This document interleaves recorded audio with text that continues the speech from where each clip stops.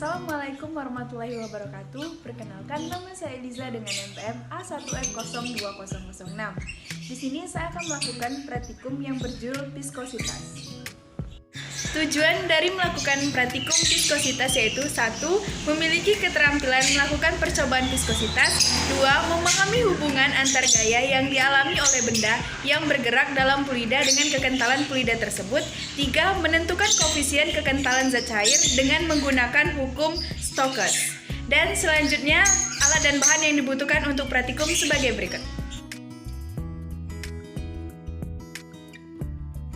Dan bahan yang dibutuhkan untuk praktikum viskositas yaitu air 500 ml, minyak goreng 500 ml, sabun cuci piring 500 ml, 3 botol plastik yang bermuatan 600 ml, penggaris dengan panjang 30 cm, karter, benang jahit, 3 buah kelereng, timbangan dapur digital, dan stopwatch.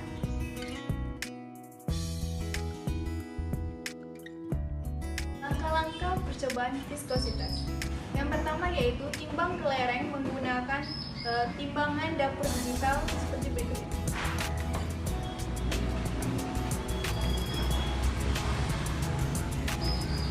Dari penimbangan kelereng didapatkan berat kelereng sebesar 6 gram. Selanjutnya, ukur diameter kelereng menggunakan benang jahit pada bagian tengahnya. Kemudian gunting benangnya dan ukur menggunakan penggaris. Selanjutnya mencari diameter dengan rumus keliling lingkaran. Langkah ketiga yaitu masukkan air sebanyak 500 ml ke dalam botol.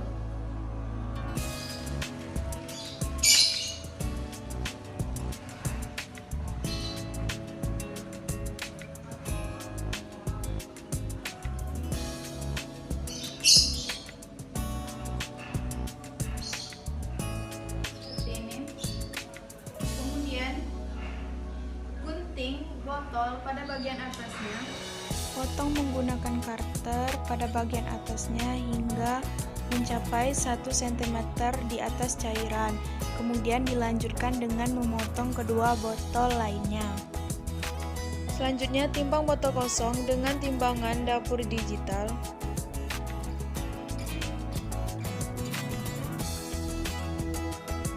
Sehingga dari penimbangan didapatkan berat botol kosong 8 gram.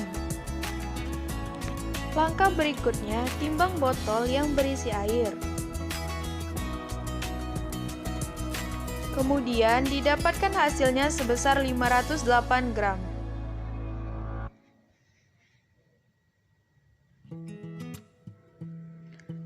Setelah itu, isi kedua botol kosong tadi menggunakan 1 minyak goreng sebanyak 500 ml,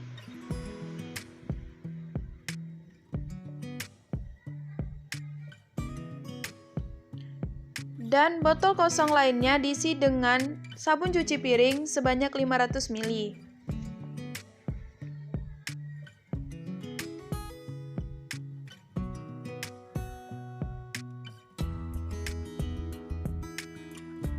Lalu setelah itu timbang botol yang berisi sabun cuci piring sehingga didapatkan masanya sebesar 496 gram. Dilanjutkan dengan menimbang massa minyak goreng dan botolnya.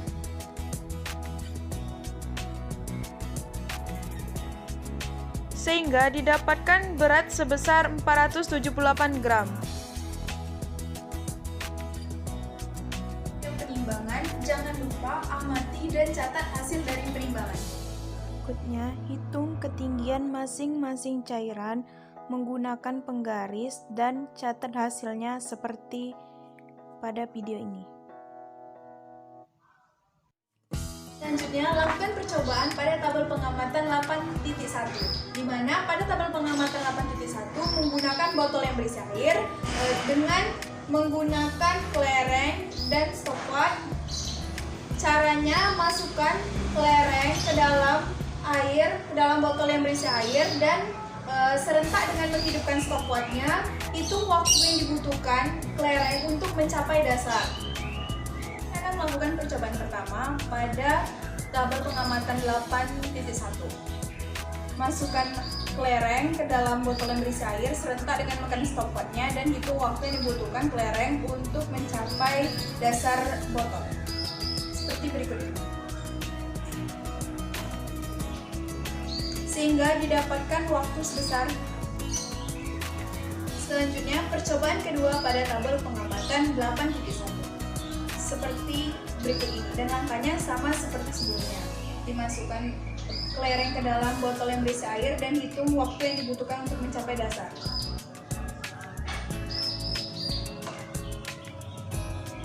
Sehingga didapatkan waktu sebesar.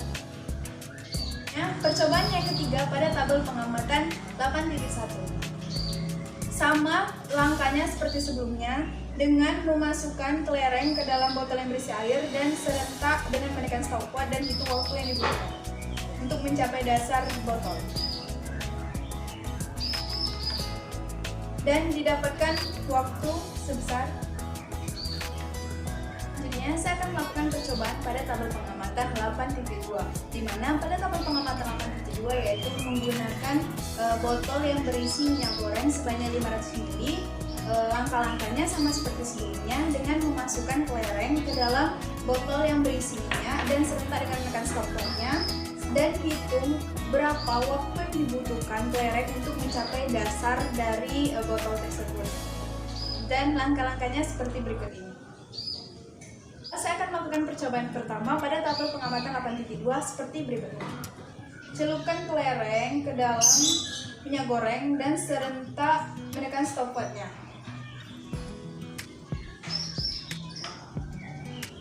Sehingga didapatkan waktu sebesar. Kemudian lakukan percobaan yang kedua dengan langkah yang sama, mencelupkan kelereng ke dalam botol yang berisi minyak goreng dan hitung waktu yang dibutuhkan untuk mencapai dasar dari botol. Seperti berikut ini.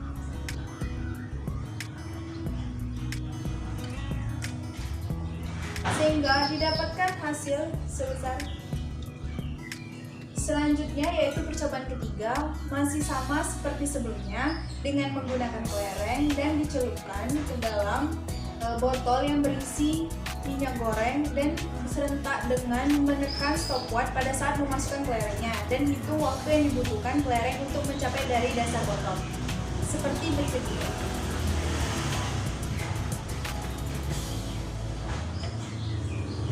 Dan didapatkan waktu sebesar. Baiklah, saya akan melakukan percobaan pada tabel pengamatan 8.3, di mana pada tabel pengamatan ini menggunakan botol yang berisi sabun cuci piring dengan langkah-langkah yang sama seperti sebelumnya, yaitu memasukkan kelereng dengan serentak menekan stopwatchnya. Saya akan melakukan percobaan pertama pada tabel pengamatan 8.3. Langkahnya dengan mencelupkan kelereng ke dalam botol yang berisi sabun cuci piring dan serentak dengan menekan stopwatchnya seperti berikut ini.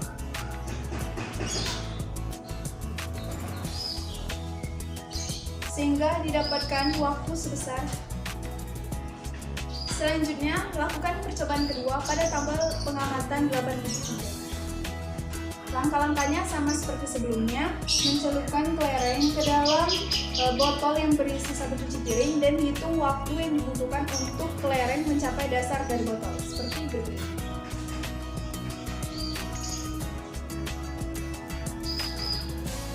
Dan waktu yang didapatkan sebesar. Baiklah, saya akan melakukan percobaan yang ketiga pada tabel pengamatan 8.3.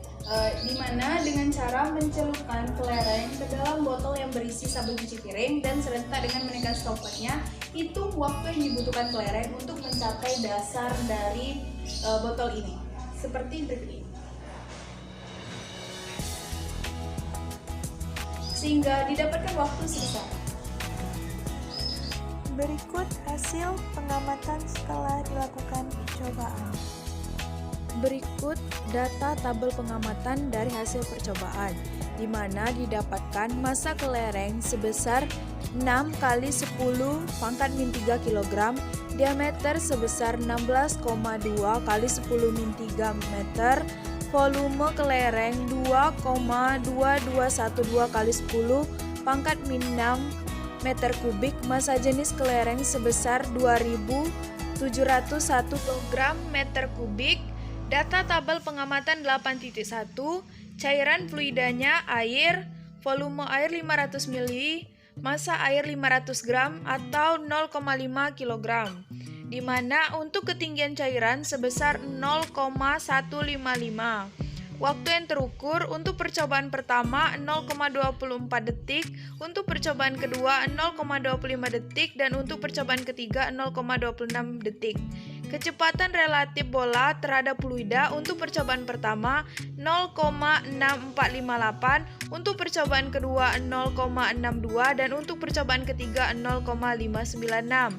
Kecepatan viskositas yang didapatkan percobaan pertama sebesar 0,38, percobaan kedua 0,40, dan percobaan ketiga 0,42, di mana ralat untuk koefisien viskositas sebesar ralat mutlaknya 0,0114, ralat nisbi 2,85%, dan ketelitian sebesar 97,15%. Data tabel pengamatan 8.2, di mana cairan atau fluidanya minyak goreng, volume minyak goreng 500 ml, massa minyak goreng 470 gram atau 0,47 kg, massa jenis minyak goreng sebesar 540 kg meter kubik, di mana ketinggian cairannya setinggi 0,155 meter. Waktu yang terukur untuk percobaan pertama 0,47 sekon, untuk percobaan kedua 0,44 sekon, dan untuk percobaan ketiga 0,40 sekon. Dan kecepatan relatif untuk percobaan pertama sebesar 0,329, untuk percobaan kedua 0,352, dan untuk percobaan ketiga sebesar 0,387. Dan koefisien viskositasnya untuk percobaan pertama 0,78, percobaan kedua 0,73, dan percobaan ketiga 0,66. Ralat dari koefisien viskositas pada data tabel pengamatan 8.3, di mana ralat mutlak sebesar 0,0347, ralat nisbi sebesar 8,2%, dan ketelitiannya 91,8%. Data tabel pengamatan 8.3, di mana cairan atau fluidanya merupakan sabun cuci piring, volume sabun cuci piring sebesar 500 ml, massa sabun cuci piring sebesar 488 gram atau sama dengan 0,488 kg, massa jenis sabun cuci piring sebesar 976 kg meter kubik, di mana ketinggian cairannya setinggi 0,55 meter. Waktu terukur percobaan pertama 2,32 sekon, untuk percobaan kedua 2,30 sekon, dan untuk percobaan ketiga 2,34 sekon. Dan kecepatan relatif bola terhadap fluida untuk percobaan pertama sebesar 0,0668, untuk percobaan kedua 0,0674, dan untuk percobaan ketiga 0,0662. Dan untuk koefisien viskositasnya percobaan pertama sebesar 3,76, untuk percobaan kedua sebesar 3,73, dan untuk percobaan ketiga 3,79.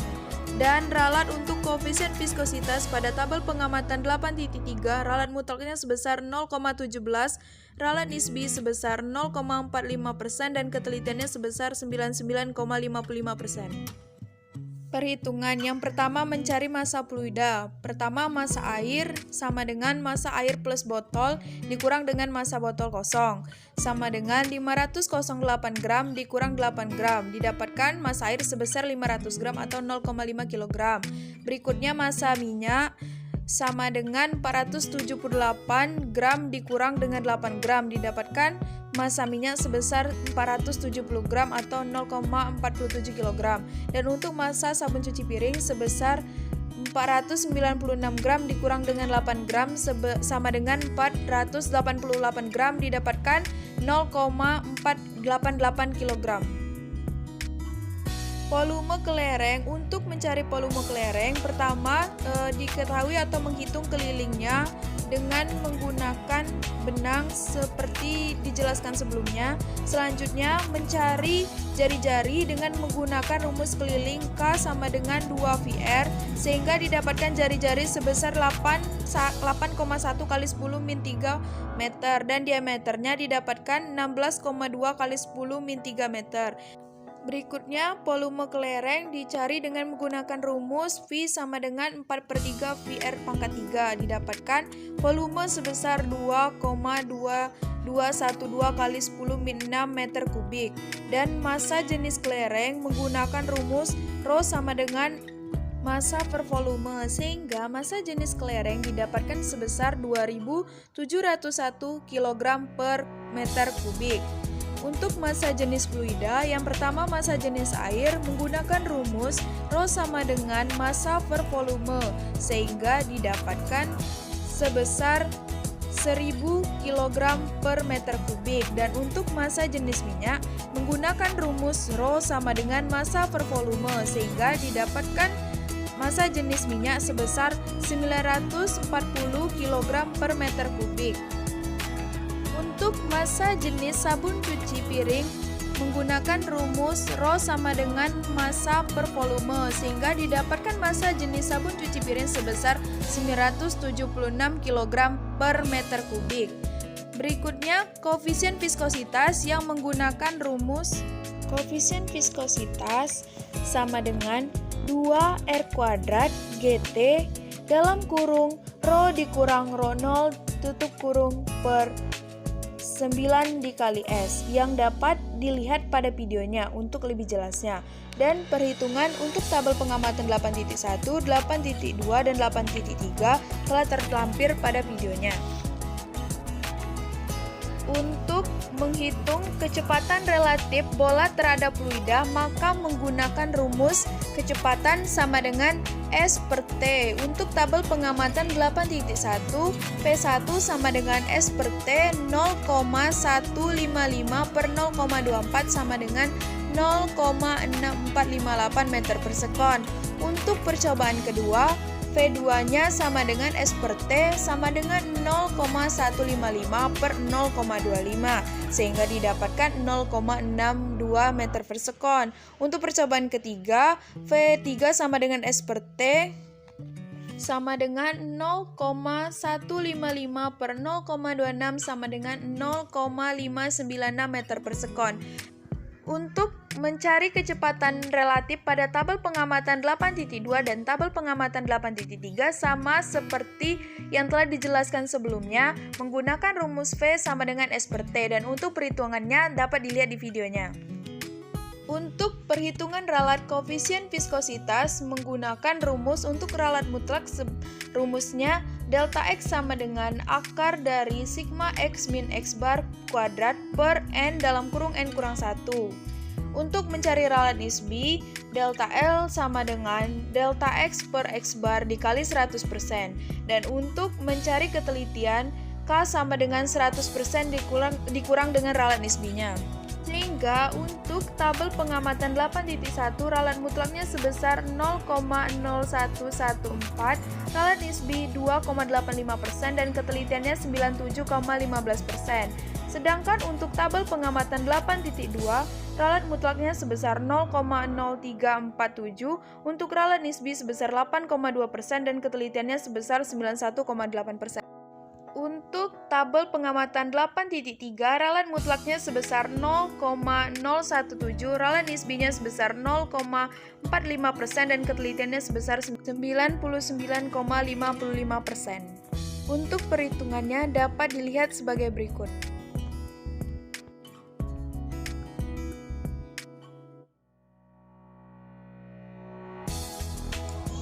Pertama, pengertian viskositas dan persamaan yang berkaitan dengan viskositas.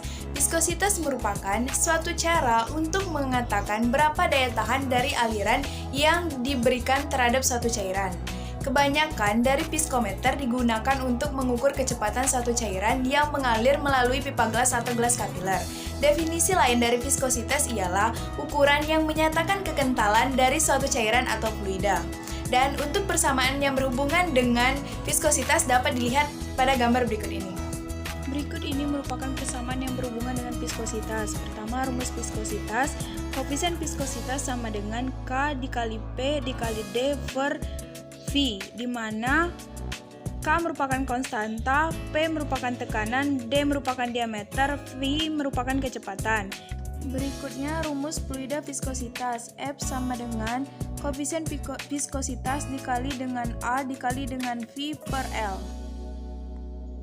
di mana F merupakan gaya, A luas keping yang bersentuhan dengan fluida, V kelajuan fluida, L jarak antar keping, dan koefisien viskositas. Sehingga koefisien viskositas fluida dihitung dengan persamaan koefisien viskositas sama dengan 2R kuadrat GT dalam kurung Rho dikurang Rho 0 dalam tutup kurung per 9 dikali S, di mana koefisien viskositas, R jari-jari bola, V kecepatan maksimum bola, Rho massa jenis bola, Rho 0 massa jenis fluida, dan T waktu. 2. Faktor-faktor yang mempengaruhi kecepatan benda yang bergerak di dalam fluida. Yang pertama yaitu ukuran benda, di mana semakin besar ukuran bendanya maka semakin besar kecepatannya. Yang kedua, pengaruh massa jenis. Semakin besar massa jenis dari benda maka semakin cepat ia akan jatuh ke bawah atau semakin besar kecepatannya. 3. Kekentalan fluida. Semakin kental suatu fluida maka akan semakin lambat kecepatannya. Dari gambar tersebut, maka gaya yang bekerja pada benda dalam fluida yang kental adalah gaya apung, gaya gesek, dan gaya berat. Pada gaya apung, massa jenis fluida tersebut, jika massa jenisnya besar, maka benda yang berada di dalam fluida akan mengalami gaya apung. Untuk gaya geseknya, di antara benda dan fluida, gaya gesek yang terjadi pada fluida yang lebih cair tidak begitu terlihat karena partikel dari zat cair tersebut kecil dan tidak padat. Namun, apabila fluidanya kental dapat terlihat karena partikelnya lebih besar dan lebih padat. Karena jika kekentalan fluida kecil, maka gaya geseknya akan kecil. Oleh sebab itu, benda yang bergerak di dalam fluida lebih kental akan mengeluarkan gaya berat yang lebih besar daripada di dalam fluida cair yang mencapai dasar bejananya. Dan jelaskan gaya yang dialami kelereng saat berada dalam fluida. Berikut ini merupakan gambar gaya yang dialami kelereng pada saat berada di dalam fluida, yaitu gaya berat, gaya gesek, dan gaya apung. Di gambar sebelumnya, maka gaya yang bekerja pada benda dalam fluida yang kental adalah gaya apung, gaya gesek, dan gaya berat.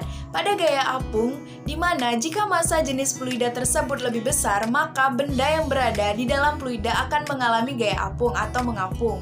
Untuk gaya geseknya antara benda dan fluida, gaya gesek yang terjadi pada fluida yang lebih cair tidak begitu terlihat karena partikel dari zat cair tersebut lebih kecil dan tidak padat. Namun, fluida yang kental dapat terlihat karena partikelnya lebih besar dan lebih padat.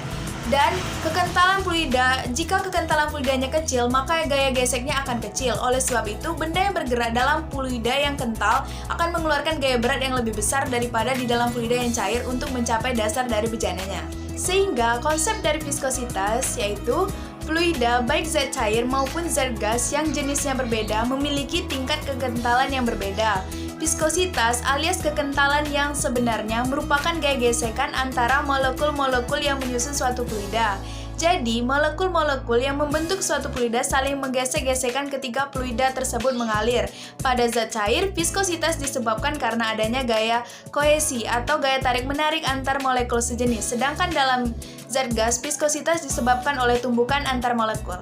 Dari percobaan yang telah dilakukan, maka dapat disimpulkan bahwa suatu benda yang bergerak di dalam fluida akan mendapat beberapa pengaruh gaya, yaitu gaya berat, gaya gesek, dan gaya apung, di mana hubungan gaya yang dialami oleh benda bergerak di dalam fluida tersebut pada suatu fluida yang memiliki kekentalan besar akan memerlukan gaya yang besar untuk bergerak. Dan untuk gaya geseknya, jika kekentalan fluidanya kecil, maka gaya geseknya akan kecil. Pada gaya apung yang berkaitan dengan massa jenis, jika kekentalan fluidanya besar, maka massa jenisnya akan besar pula. Dan gaya gravitasi akan menyebabkan adanya gaya berat di dalam fluida tersebut. Dan benda yang berada di dalam fluida kental akan mengeluarkan gaya berat yang besar untuk mencapai dasar bejana. Untuk menentukan koefisien viskositas dapat digunakan rumus koefisien viskositas sama dengan 2R² dikali G kali T dikali Rho dikurang Rho 0 per 9 kali S, di mana R adalah jari-jari, G adalah gaya gravitasi, T adalah waktu, Rho adalah massa jenis benda, Rho 0 adalah massa jenis fluida, dan S adalah ketinggian. Baiklah, sekian praktikum dari saya kali ini. Semoga bermanfaat untuk kita semua, dan apabila ada salah, saya mohon maaf. Terima kasih. Wassalamualaikum warahmatullahi wabarakatuh.